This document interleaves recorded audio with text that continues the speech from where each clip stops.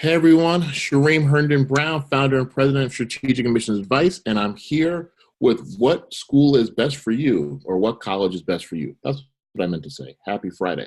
I wanted to share with you the University of Texas. Not that people don't know about it, hook 'em horns, but I've increasingly a lot of students considering it. And as you guys know, I only share with you information about schools that I've either visited, that I've had students from our program attend, or that I've had a good friend or colleague in the industry confirm that it's a great place to be. So the University of Texas at Austin is an amazing place. I've been to Austin, I've been to the university.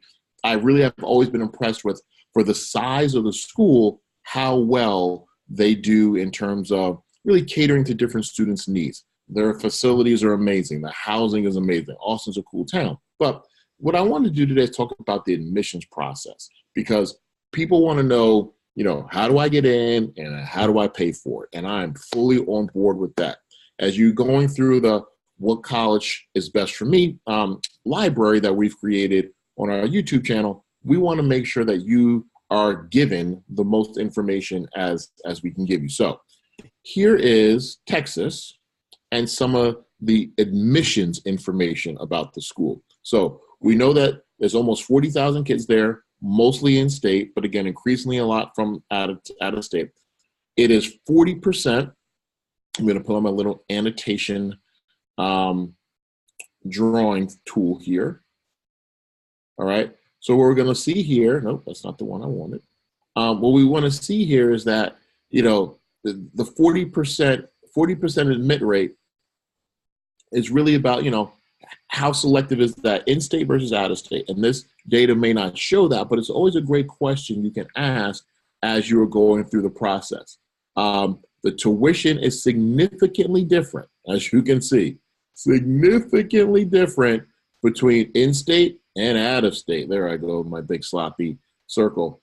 But again, it is imperative that as you're going through the process that you take everything into account that could ultimately factor into your decision. What I do really like about Texas is that, as you can see, look at their graduation rate and the retention rate. Like, they're really doing a good job of getting kids in and getting them out, or kids staying there. Now, this could be a little bit higher. You would want most kids to be on the 4-year plan, but if they're not, so be it. They're on the 6-year plan. The students who applied, men to women, and here is some information about financial aid. Always, always a plus to see this information front and center about financial aid. I'm going to circle some things. Just give me a second to move some things around.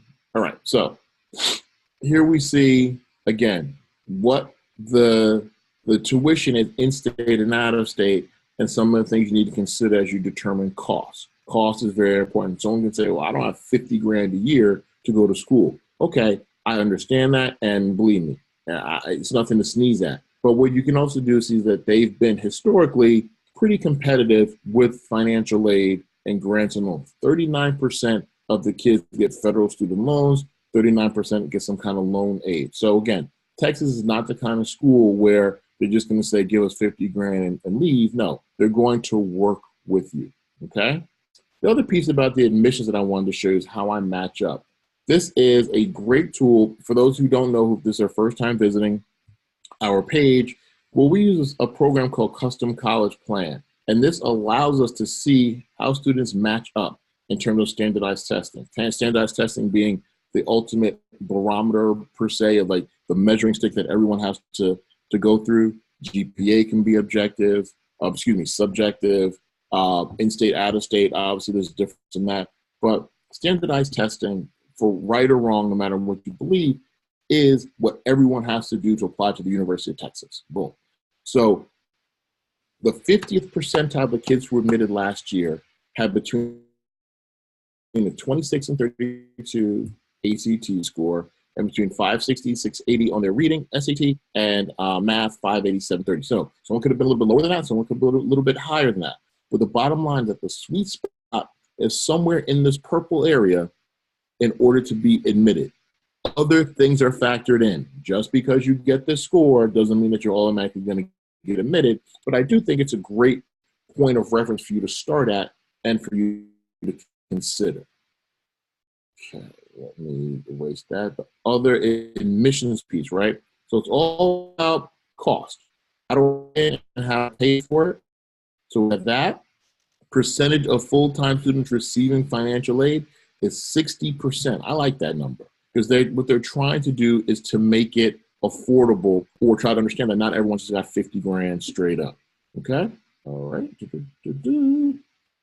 Other piece, the essay requirements. Oh, if you go to, I'm going to find a way on YouTube for you guys to kind of download a lot of this information because the FISC Guide profiles are really a great resource to get a full summary or overview of the school. So I'm going to find a way to make this downloadable and everyone has any suggestions. Because I think this is great information. We also get a lot of information from Wintergreen Orchard House, which is a college resource data collection group. So again, we're doing everything from a data-driven process in order to share with you great information. This is not just my 2 cents. This is information that I've gathered over the years. I do have my own expertise and opinion, but again, I also want to make sure that you're getting the FISC Guide profile and the Wintergreen Orchard profile. So you have all this information, which is great, but the essays, so let's talk about admissions for a second. The essays are right here. Again, this is a very unique software that I use called Custom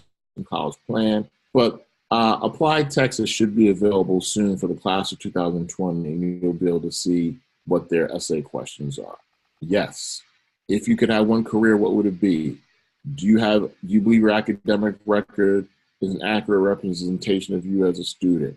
How do you show leadership in your life? What was the environment in which you were raised? So again, these questions are, these essay prompts are part of the college application process. Do not be afraid of them, but also attack them on the front end of your process. You will be happier. So the University of Texas at Austin is an incredible school. Obviously, if you go to our YouTube page or work with us, you'll learn how we kind of strategize and what secrets we offer that could help with admission. We also want to make sure that you all know how to get in and how to pay for it. Those are 2 things that are most important to me as an educator, as a business owner. We want to help students and parents to understand the college admissions process. And I hope for Texas at Austin today, I gave you a quick overview of how that happens. And again, we will dive into many more schools throughout the year. So check us out at strategic-admissionsadvice.com or on our YouTube page, which you should be at right now, on all social media handles such as Instagram and Facebook as well. All right. Have a great day, everyone.